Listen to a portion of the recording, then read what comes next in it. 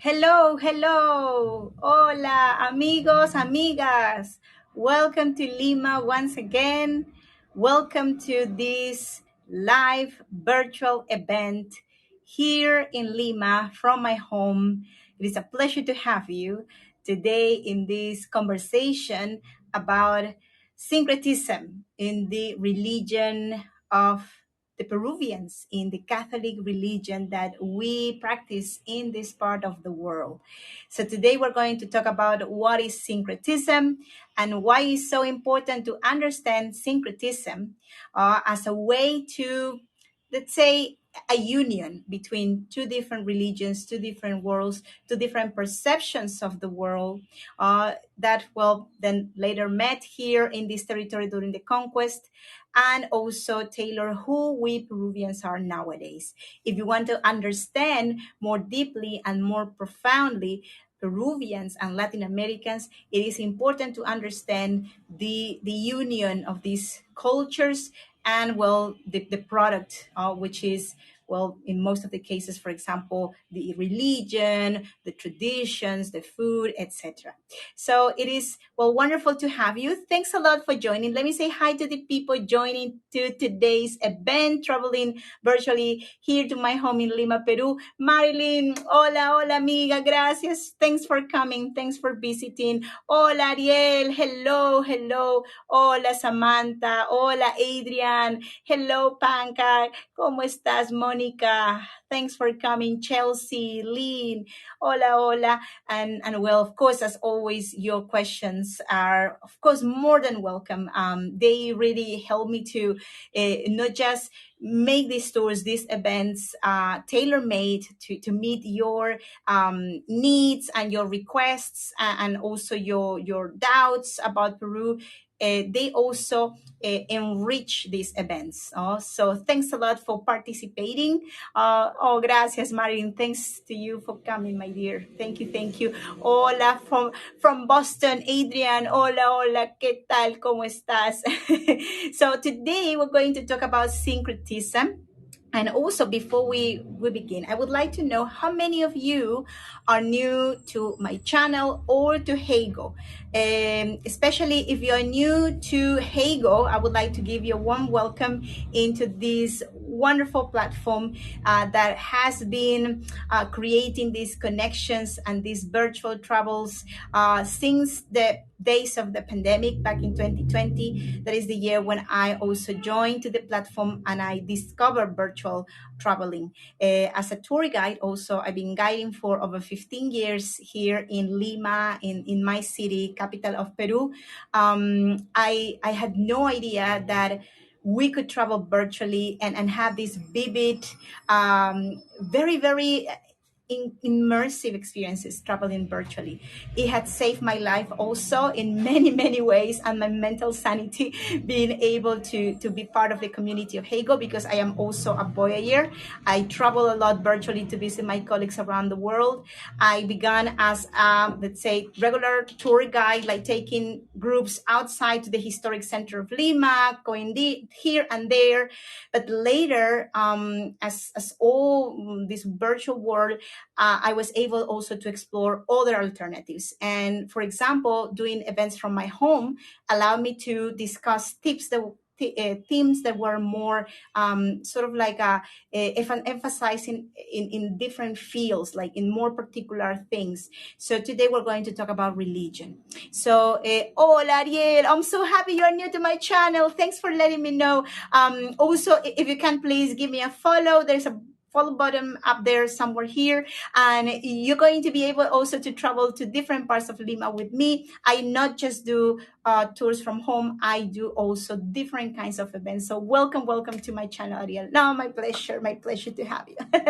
So now we're going to begin with this event, and also not before of course, mentioning that, as you know, well, this beautiful platform, Heygo, has been created to unite the world, to make the world closer together, and all for free. All these events are free and just supported with tips. So if you have the chance of supporting this channel, and not just this channel and your guide in Lima or any other guide in different parts of the world, because we're doing events every day.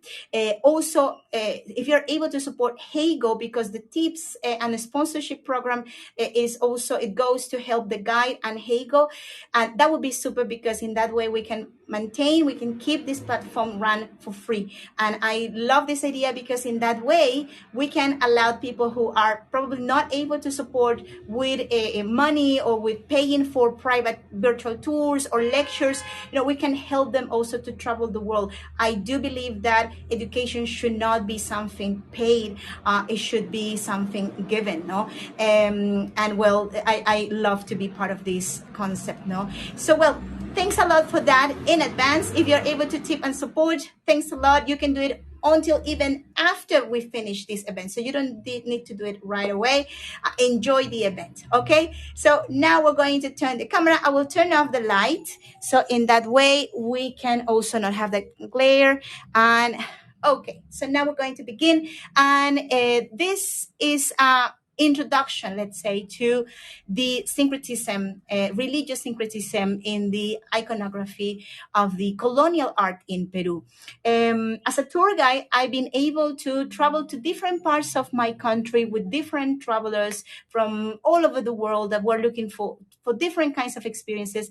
But the part of the religious syncretism has been the part of all the trips in Peru that has most of the time surprised people, because sometimes things that like can be perceived in one moment as, for example, Catholic or 100% Catholic, in reality here, at least in this part of the world, might not be exactly that.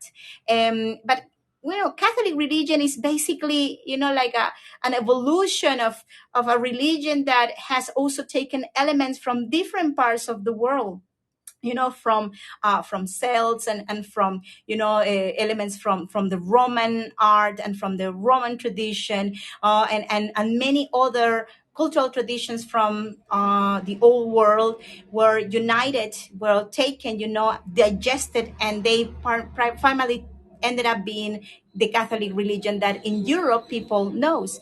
In Peru, it happened also the same. The same process continue here. But when the Spanish conquistadors came to this territory, well, Peru had a very, very developed, very advanced society. That is the one that most of the people know when they talk about Peru.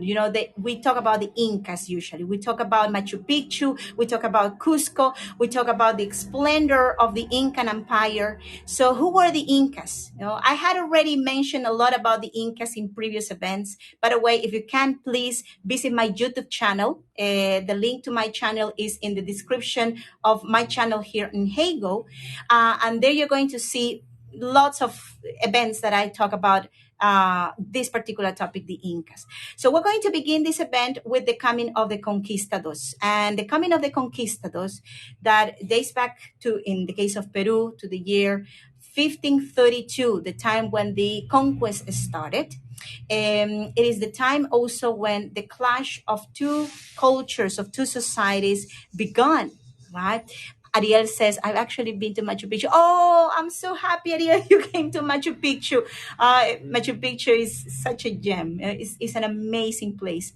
And also, I think you cannot understand in detail the grandiosity, of the many of these archaeological sites without understanding also what happened before the Incas. So the Incas were the summit of an evolution of many societies that existed before. So meaning that when the Spanish came, the religion they were trying to fight, the religion of the indigenous that they call the Incas, was really not a religion invented by the Incas, right? It was an evolution of many religions from many different groups from different parts of the country that, well, at the time of the coming of the conquistadors, became this very profound and very diverse way of seeing the world, very complex as the Spanish saw their world too, right? So, well, Pancake, hola. Yes, you've been here to Peru. Oh, that's lovely. Oh, Trenda, you've been also here in Peru. I'm so happy that I have people here in the group that have already been in Peru, because this will make also way more sense for many, many people that have already come here. And also we can enrich this event with some of your opinions and commentaries too. So when the Spanish came, they tried to fight this faith, right? And they considered that the indigenous were practitioners of, like a devilish tradition initially. They believed indigenous were inspired by devils. But of course, there were many different also inclinations, in terms of how the Spanish understood the indigenous. Some Spanish believe that there was some good, of course, in the faith of the locals, of the indigenous, and that these souls could be saved, of course, with redirection of their religion and their way. So this is a representation from the 17th century, early 17th century, made by a man that now is famous. Back in the days, he was not famous, and he became famous in the 20th century, although he lived in the 17th century, because he made a book of about 1,000 pages, and more than 300 of them were painted, like drawings, like the ones you see here, made to the king of Spain. He wanted to denounce the actions that the Spanish were doing against the indigenous, the mistreatments that the indigenous received by the Spaniards. In many of these images, we can see denounces. And it says here, great witchers, right? Wizards, grandes hechiceros, were the Incas talking to demons after consuming coca. Coca is our sacred leaf, coca leaf, which is not an hallucinogenic plant, by the way. It is a plant that has many benefits, but from it is extracted an alkaloid called cocaine. And cocaine alkaloid is the one that is a drug. So in another occasion, we're going to talk more about the cocaine and the coca leaf. But this is just to give you an idea about how initially we were perceived, indigenous of Peru were perceived as people who practice religions which were completely, against, the concept of the Catholic people back then, that were against God, right?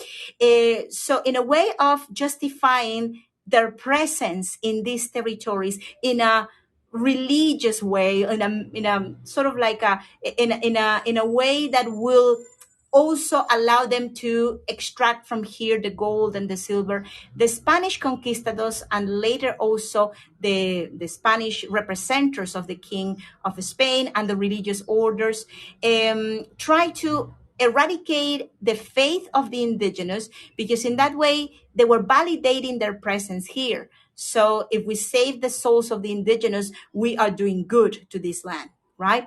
But here we can see another image of the, denounces of the mistreatments of the indigenous by the Spanish. Why is it important to understand this when we're talking about syncretism? Well, basically, a good explanation about syncretism, is the fusion of two concepts, of two ideas, creating one that has elements from both, right? But how come is this possible? If the Spanish were trying to eradicate the faith of the indigenous, well, in part, this is not completely true, amigos. There is a very big, sort of like a black legend about the Spanish that has been spread over in the world. And I don't believe in black legends or pink legends, but the period after the conquest. It is a time in which also the indigenous of Peru and the Spanish learned to coexist together, right? So, in this process of coexistence, there were indigenous women who married Spanish men and they produced children right away, which we call mestizo. So, the fusion of these cultures, fusion, producing mixed blood children, and also culturally mixed, because these children had elements from both sides, created what basically our cultural expressions and the religion we practice. So just to begin, and we're going also to begin with the Chacana and the fusion of the Chacana with the Christian cross. The Chacana, it is usually called the Inca's cross, but it's a symbol that is way, way older. I would like to start also with some important ideas. So the idea of the syncretism is also connected with an ideological resistance. So we are not just talking about art that fusion and that's it, for maybe a survival purpose, of the locals that was trying to sneak in, in the let's say elements that were permitted by the Spanish in this territory, in the Americas. No, no, no. It's not just that. It's not that simple. It is more like an ideological resistance. Because these people continue believing in the original forms of the religion, but also they embrace some of the elements of the Spanish, this new religion, because they believe it in their heart. This new faith also had some parts of being right, right? Also, before we go to the elements, I would like to tell you a couple of things. There were in Cusco, for example, because I am from Lima, but it's important to talk about Cusco because in Cusco, there was a more profound Incan presence that continued until even the 19th century. Lima was way more mixed. No? We had, and let me also explain before we go to this image. In Cusco, there were different social groups, social classes than in Lima, in my city. Lima was way more mixed. We had Africans, we had indigenous, we had Spanish, we had more diversity in that sense. In Cusco, of course, the rulers, the people who were on top of this pyramid of this, let's say, stratus, pyramid of different stratas, were the Spanish, right? The Spaniards that were born in Spain, right? Then below them, we had the criollos or creoles, which were the children of those Spaniards born here in America. Because they were born in America, they were considered to be inferior in rank than the Spanish. Then we had the mestizo. Mestizo were the mix. Mestizo comes from the word mix also, mezcla, mestizaje. So they were the children of the Spanish and the Incas. Usually the mestizo were the children of the Incas, who were, of their Inca side, were descendants of the Incas of royal blood that still existed as a separated caste, as an elite of indigenous until pretty much the 18th century, the 1700s. Well, because of the revolutions that happened back in that time, well, then later they were taken off, stripped of their status, right? But it is important to understand that we had, well, this group of indigenous which was above the rest. So we had Spanish, we had Creoles, we had mestizos, and then below we had the República de Indios. The República de Indios were these indigenous who were of royal blood, descendants of the Inca kings, right? Descendants of the ruling caste before the Spanish conquest. And below in the bottom, were the peasants, the commons, the indigenous, that were the ones who plugged the land, the ones who served the others, which were also the largest number of people. So these were the 5 groups in Cusco, where most of the syncretic art was born. And by the way, I am taking most of the information I will be sharing with you from this spectacular book. It is in Spanish, but it's specialized in art from Cusco, from the period in question. We're talking about the period of the 16th, 17th, 18th century, in which is explained also most of the elements that I'm going to be explaining today to you all. Okay, so now we're going to go back to this symbol. Thanks for also waiting for this explanation. So the indigenous, at the time of the arrival of the conquistadors, they had their own traditions, their own beliefs. They were not just animists who were animating, like elements from like the sun and the moon and the mountains. No, they had a very complex religion. They were excellent engineers. They were excellent architects, so they had a very advanced society. So we have to start with the chacana or the Andean cross because like physically the chacana looks like a cross, but it is not in fact. So let me share with you the shape of the chacana. So this is a chacana. The chacana, although it looks like a cross, it has a complete different meaning. The cross, what it represents, the cross, amigos. Just think about the cross in the Catholic world. The cross represents pain and sadness and the sacrifice, right? Sacrifice of the Savior Jesus, right? Also, for the indigenous of Peru, the cross represented oppression because they were forced into taking a new faith, because if not, they could be killed. And that is not really like exaggeration. Many people were killed if they were not accepted the cross, if they turned their back to the cross, right? But the symbol of the cross physically looks a little bit like this symbol, the chacana. What is the chacana? First of all, the meaning of the chacana or the value of the chacana lays in the fact that for the indigenous, it represented energy and it represented order. Order. So it has nothing to do with the cross of Jesus and the pain. Why order?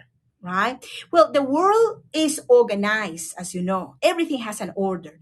In the pre-Hispanic times, there was a belief that the world was divided in 3 parts. And you can see that there are 3 steps on every side of this cross, right? So the idea of the number 3, the 3 worlds representing the upper world, the world of the skies, the moon, the mountains, this world, the world where we live, and the underworld, the world of the dead, the world of the ocean, the world of the hidden, the underworld. It is, first of all, the first principle of this chacana. Let me go back one image to show you also what other thing represents the chacana. By the way, the chacana is a very old symbol. We know that the oldest chacana represented in Peru dates back to 3,000 years ago. 3,000 years ago, 1,000 years before Christ, during the Chavin culture. And this is the union of circles and squares. Can you see, my friends? Circles and squares, right? So how is the shape of the chacana made? So you have to imagine, again, the number 3, because number 3 is very important. It's related with the 3 worlds. Let's start with the central circle, right? So we have one circle over here, right? And we have a square, right? Okay. Then we have another circle. And we have another square. And we have another circle. And we have another square. So we have 3 circles and 3 squares. They are the ones who connected, create the chacana. So you need 3 of each. The circles and the squares are also related with the female and male side of things. There is a site in Titicaca Lake in Puno, in the highest navigable lake in the world, where is founded the oldest temple, in which we can see circles and squares, and each one is associated with circle, the female, square, the male, right? Um, Also, we can see that the central element is a circle. And why is a circle? Because, first of all, the central element is associated with another important word associated with the Chacana, which is energy. So the world needs energy to exist. And this underground energy is the one that moves the earth, right? That moves the world, that moves everything around, right? And also, once again, it is a female energy. What's underground, what is below is female. Pachamama, Mother Earth. Probably the ones that have been in Peru before have heard about Pachamama, Mother Earth, right? And the most external element is male, the square, right? Which is also related with the male energy, the energy of the mountains, of the apus, right? So we can see this idea also of duality, male and female. Also, if we divide the Chacana in parts, we're going always to find the same pattern. This sort of like circle here, these edges also connected with these three steps. The same will be here, the same will be here, the same will be here, right? So once again, connected with the three worlds, right? There are also other interpretations which are way more complex, like, for example, representing all the elements like earth and fire, air and water, the months of the year, the, let's say, north, south, east, west. But I mean, it is a very complex symbol, and it's not really similar to the one of the cross at all. But when the Spanish came, they forbade the indigenous to worship their traditional symbols, which were spread over all the country. So these are just some few Chacanas that I was able to find from different parts of the country. And they look different, but they have the same concept. So because they were forbidden to use this symbol, in a way, they also fusion their traditional Chicana with the one of the Christians. And later, as you know, they embrace the Catholic faith as theirs as well. Finally, Chacana comes from the word chaca in Quechua, which means bridge or union. Right? Union of the three worlds and union of the male and female forces. Okay. Another important thing related with syncretism is the call to the dead. And when we talk about the call to the dead, we can really be for a long time talking just about this theme and the curious ways how we still pay respects to our dead. In the Andes of Peru, we continue having this tradition that you can see in particular and be part of on the Day of the Dead on November, beginning of November of every year. We know that in the pre-Hispanic times, the ancient Peruvians, the indigenous of Peru, and in particular the Incas, because the Spanish were able to meet the Incas, not ancient societies, right? They were just able to meet the people who lived in the 16th century, the 1500s. So they corroborate the idea that these indigenous worship the dead. They pay respects to the dead. They brought food to the dead. And in some occasions, they took the dead out in ceremonies in which the mummies of their leaders, of the Inca leaders, were taken out in processions, in parades. So the dead Incas, the dead kings, were exposed, were paraded as if they were alive. Right? And in their homes, in their palaces, these dead Incas, which were in the eyes of the indigenous not dead, they were alive still, but in a different condition, let's say, they were served as if they were alive, right? So, well, this is a painting also, once again, from Guamán Poma de Ayala. By the way, this collection of paintings exists still nowadays in Copenhagen. It was discovered in that part of the world, in that part of Europe, in the beginnings of the 20th century. So we believe the king never saw the paintings made by Guamán Poma de Ayala for him, denouncing the situations of Peru, but also teaching the Inca king about how was life in this territory during the time when he was ruling by remote control, from Spain, because not one single Spanish king came to the Americas during the time of the colonial period. Not to Mexico, not to Peru, not to any of the kingdoms of Spain, only viceroys, right? So the call to the dead was very important. The deaths represented here in this upper part in the mountains, for example, like a mummy, and the indigenous worshiping the dead and respecting the dead also. Sometimes parading the dead, sometimes taking them, out to the temples.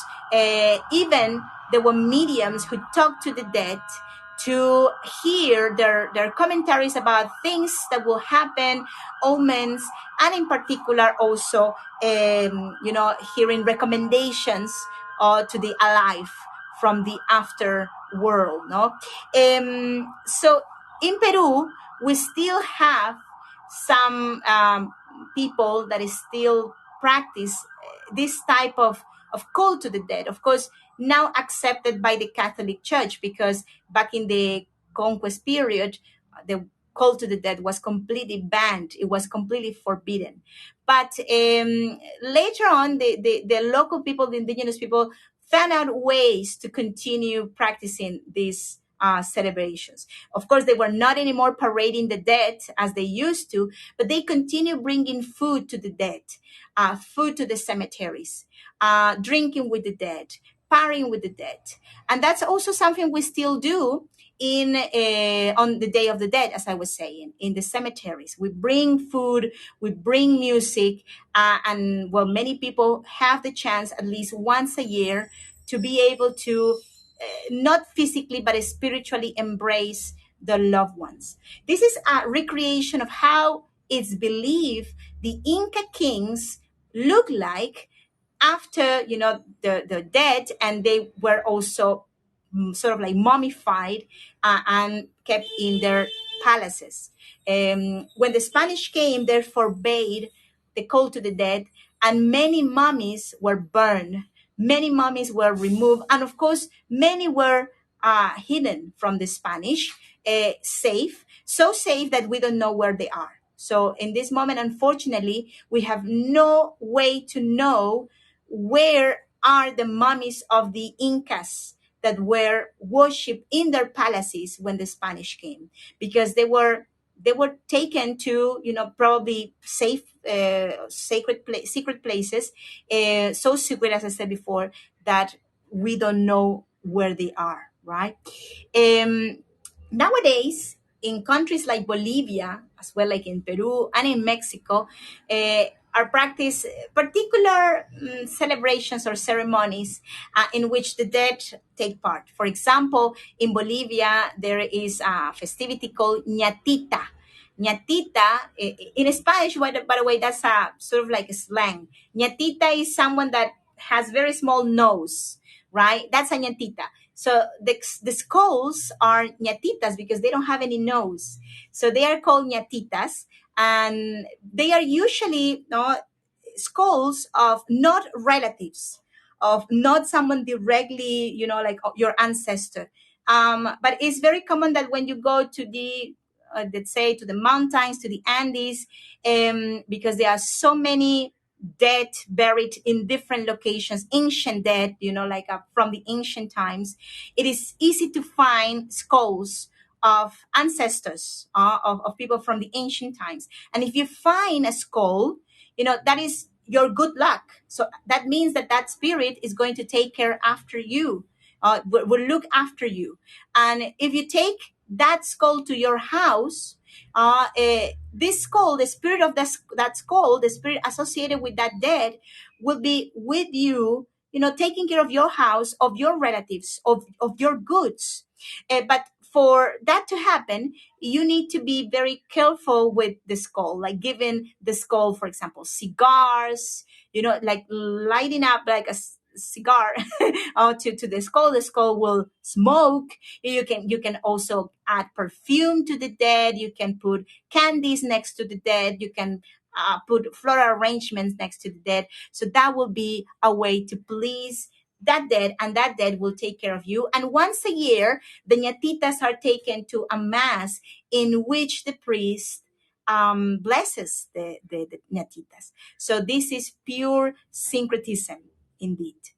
Another important symbol is the Pachamama, the Mother Earth, which was united also with Virgin Mary.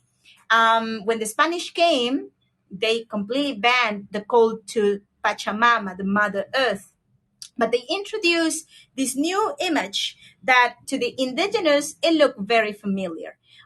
Virgin Mary, as Pachamama, is a mother that gives you, like blessings and takes care of you as a child. You can also confess to Mary, that say what is in your heart, and she will understand you as your mother will. So that was the way how she was presented to the indigenous.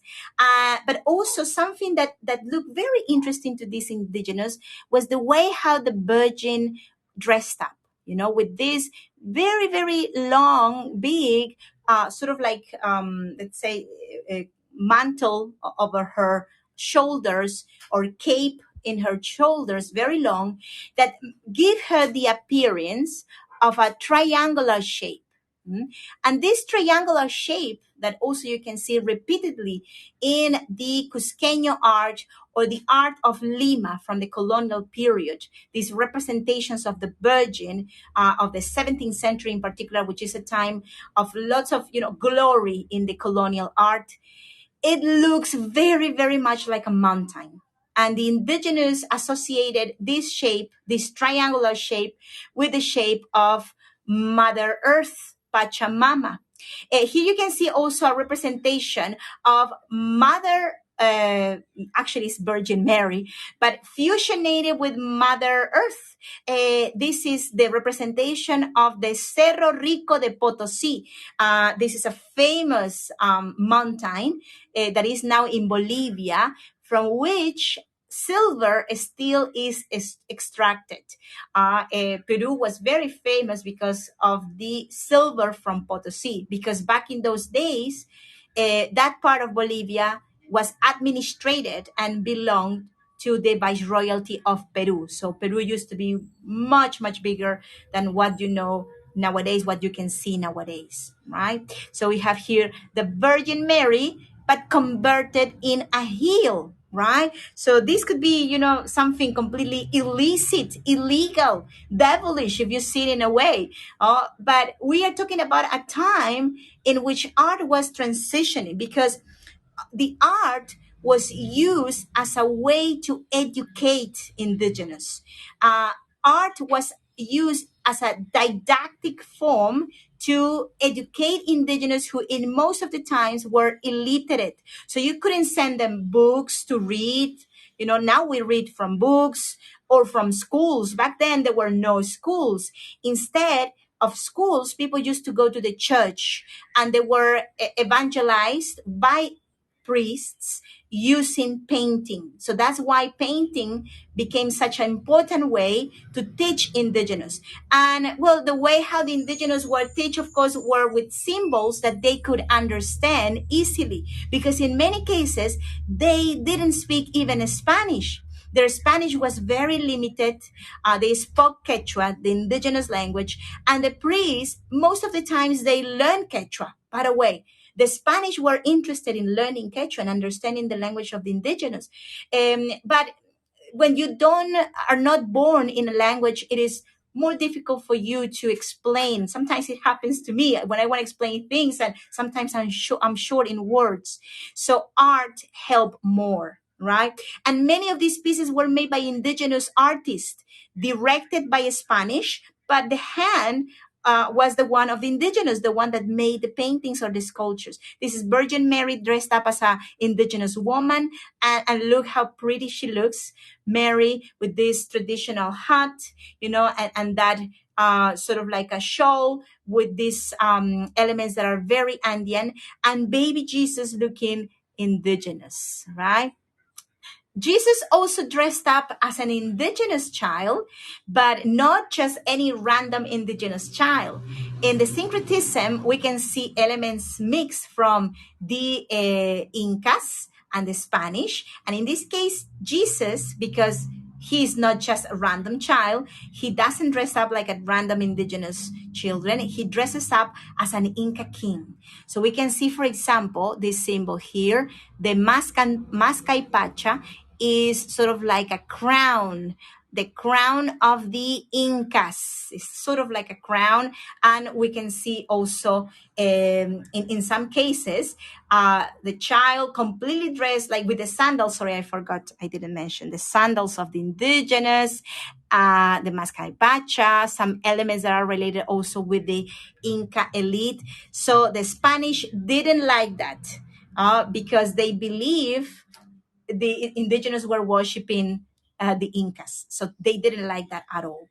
And they even forbade continue representing Jesus as an Inca king.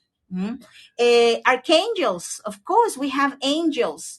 But in the pre-Hispanic times, there were also gods that were sort of like, they look like birds, right? Gods that had like a sort of like a anthropomorphic features like human and bird like. Also, we know that sometimes in the Inca times, children were sent to hunt hummingbirds because there was a very, very little feather in the chest of the hummingbird. It is a feather that is quite long, that is in the chest, that were taken, these feathers out, tiny feather, to create decorations for the Inca. So imagine how many hummingbirds you needed to make, for example, this type of crowns with feathers, right? So you needed lots of hummingbirds, lots of birds, right? But the idea of the birds was also associated with the upper world, the world of the upper gods, the sun, the moon, the lightning, the rainbow. Here we have also an unku, which is sort of like a cloth, a male cloth for men that has feathers represented. These are feathers, right? Also, the Nazca people, this is way ancient in Peru, creators of the Nazca lines. They had in some of their vessels representations of people with this facial painting like the heads of birds, probably referring to the idea that these people should see the world as birds, right? Or probably related with the hallucinogenical plants that probably were used by then by these people, and well, the effects of those hallucinogenical plants. And here we have a representation of a person, this is from Moche culture, with wings of a bird. So when the Spaniards came and introduced the idea of angels and archangels in the art, the indigenous immediately saw this idea, of their gods, their gods that had wings, that were bird gods, impersonated also in these angels. So they made a fusion. And also keep in mind that these gods of the indigenous people that were sort of like the ones that look like birds, they were fighters. They were not just angelical figures as the angels, they were fighters. So that's the moment in which the pre-Hispanic conception of these entities with wings that look like birds fusionated with the angels, the European angels, producing this. these arquebusiers angels, or archangels as well. The arquebus is this is our weapons, actually, our weapons, like sort of like a gun, it's a gangs, quite old gangs that were used during the conquest period, right? So these angels are dressing up also in a very beautiful fashion, like soldiers from the time of Charles II, with these very big hats, with the all of these dresses with socks, and with this, like blouses that were very, very pompous. And also they have wings because they are angels and archangels. But look at this. The wings are not white. The wings are colorful, right? In the tradition, the wings of the angels are white. But in Peru, and especially in the art from Cusco that we call Cusqueño art, the angels are represented with colorful feathers, like the ones of the macaws, for example, or the ones of the hummingbirds. So they are not white, they are colorful. We have here a marriage, the marriage of Beatriz Claracoya, an Incan princess, and Martin Garcia de Loyola. So here you can see this very interesting painting, in which this is one of the few paintings that had resisted until present times, of the marriage of the Incan princess Beatriz Clara. Coya means princess, and also an Spanish man of really high position, by the way. He was not just a common man. Martin Garcia de Loyola was the nephew of San Ignacio de Loyola, or Ignaz of Loyola, from the Jesuit order, founder of the Jesuit order. So you can see him here, right? So this is Martin Garcia de Loyola. And he married this woman represented here. She was the daughter of Prince Saidi Tupac. So you can see here Saidi Tupac. He was a descendant of the Incan lineage, the true Incan lineage that was the one that, without the Spanish presence here, would be the one that will rule this territory. So they were the highest, like a blood, the most royal blood in these territories. So as a way to marry the two worlds, the Spanish world, the Hispanic world, and the indigenous world, some marriages occur between these nobilities, right? So this is the case, for example, of this marriage, in which we can see, and in this painting, by the way, this painting was commissioned by the Jesuit order. The Jesuit was a powerful, very, very powerful order in Peru. They were the ones who had access also, who had the closest connections with the indigenous, not the common indigenous, I'm talking about the República de Indios, the indigenous of the royal blood, which were rich also. So they were the ones who sponsored the Jesuits. They were the ones the closest to the Jesuits, and they had also this very controversial relation that later led the Spanish king to expel from the territories of the Americas, the Spanish Americas, the Jesuits, because they believe, the Spanish kings believed, that the Jesuits were sort of like a plotting against the Spanish, right? So we can see here this marriage. This is a representation of Cusco. Of course, Cusco didn't look exactly like this, but this is a representation of the Cusco architecture. And we have also another wedding over here. And this is the wedding of the daughter of this a couple with another important person. So the daughter of this union over here, right, married a man who was descendant also of the Borgia, right? So of San Francis of Borgia. Also, just to give you an idea of the importance of these unions, which were not love unions, were unions more connected, with power, and women being used, of course, to affirmate this these connections. We have a very funny image over here. I don't know if we can do a little zoom over here. Okay, so here we have the Last Supper, right? So the Last Supper is, of course, one of the most represented images and copied images. I know many people in Peru that have a Last Supper, the one of Da Vinci, in their houses. But this Last Supper is quite peculiar. Who can see the differences here from the famous Last Supper of Da Vinci and between that one and this one here that you see that I'm presenting you, this indigenous Last Supper? Is there anything you find here that is strange or unusual? Please comment here in the chat zone if you find something interesting. Which ones are the three differences? So first of all, of course, we can see Jesus surrendered by his apostles. We can even see a scene of the crucifixion.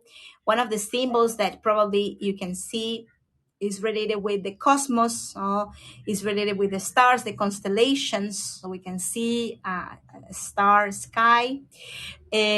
Yes, Adrian, bravo.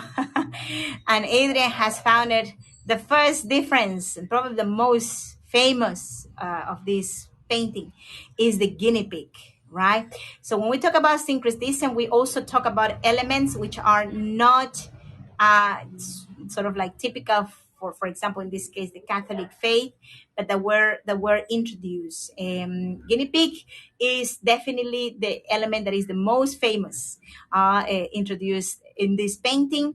By the way, if you would like to know how guinea pig is prepared in Peru, I will be doing a very special event, Cooking from Home Guinea Pig, for our international event of guides that is taking place this March, that is organized by our friend from Australia.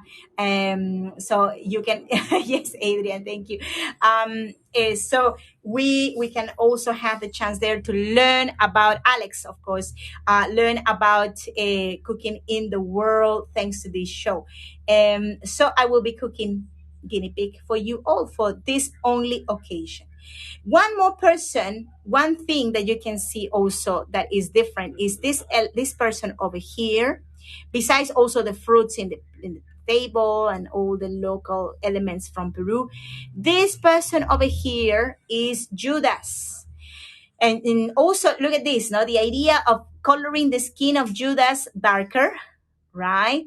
Because the lighter, the more beautiful, the more connected with God, the darker, the more evil, right? So Judas has darker skin and is, I think, the only person, if you look at all of the people here, that is looking out of the painting. And he has the face like being like guilty of something, right? So he even have, if we zoom a little bit, in his hand over here, he has a bag, and referring to the bag with golden coins. This painting is in the Cathedral of Cusco. In this one over here, we're coming to the end of this event. In this one over here, this is also a representation, part of a fresco in a church, the Church of Andahuaylillas in Cusco. It is called also as the 16th Chapel of Peru. This wall you see here is very interesting because you will find, I'm trying to look for my pen, you will find that there is a representation of the sun, which is not just a painting of the sun in a religious place in a church. Also, that instead of painting the sun, the artist decided to open a window from which the actual sun will come through into the temple. So remember that the Incas were great worshippers of the sun, right? So they worship the sun, they worship the moon, and the Spaniards were trying to fight that belief. But it didn't work well. So they tried to connect the sun with God, right? And through this mural that you see here, we can see the fusion of the idea of the sun, but is worship not just as a painting, it is worship as the sun itself, because the very sun, the rays of the sun, come through that window into the church, right? Adrian, thank you so much for your tip support. Muchas gracias. Thank you so much. We're coming to the end of this event. It has been a pleasure to have you today. Let me also turn on the light, and we're going to turn the camera on this side. Okay, so it's been really a pleasure to have you today. Thank you so much. I hope that these elements that I was able to share with you help you to understand better about the syncretism, the fusion, the cultural fusion of the Spanish and the Incas. Also know that you can understand this as a way of resistance between the indigenous traditions, and also a way for the Spanish to try to, like sneak in their cult, their religion, make it more understandable to the indigenous as well. So there was a cooperation in a way also, sometimes not really like thought in that way. But at the end, it happened like that between the Spanish and the indigenous.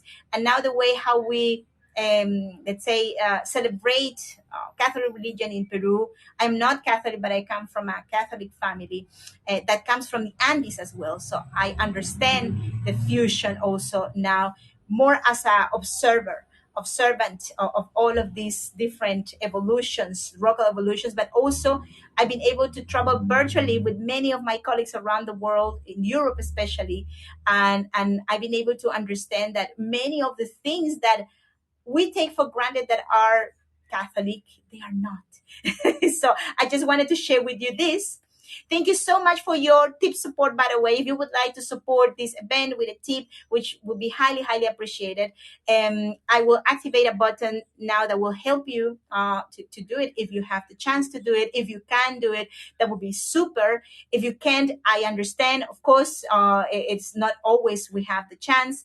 But well, it is also important to know that as a free platform, Heygo is the only way Heygo can continue being free is with our support, could be through tips and also becoming a sponsor. The sponsorship program is a system that Heygo has created for all of our voyagers to support their favorite shows, their favorite content creators and guides. Also, by the way, thanks a lot to my sponsors who were today here. Because you are helping me to continue creating these events. So sponsors are helping with a monthly fee of $10. It's just $10 fee every month to help us create events always. It gives us a little bit more support for knowing that we count with you for the month to create events. And in my case, I am giving away some special events to my sponsors. For example, I have 2 monthly classes of Spanish on Zoom for my sponsors. Oh, Marilyn, thank you. Gracias for your support, amiga. So that's on Zoom, so we can practice Spanish. I'm writing also 2 books for my sponsors, which are also a little thanks from me to my sponsors, a way to thank you all for your support.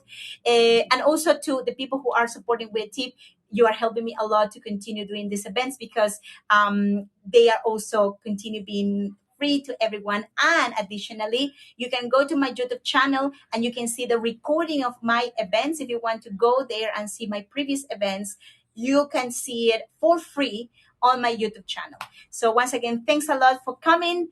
Thanks to my supporters and sponsors in particular for helping me to create these events for you all. And I hope to see you very, very soon in my next event. My next event is in 2 days on Saturday. You can also give a look to my upcoming events in the channel. See, so here or there, I'm not very sure where it is. You can also give me a follow if you can, and you're going to be updated with my next events. See you. Muchas gracias. Gracias, Marilyn, my dear. Thank you, Adrian. Always a pleasure to be in your company. Bye bye. See you soon. Take care. Ciao, ciao.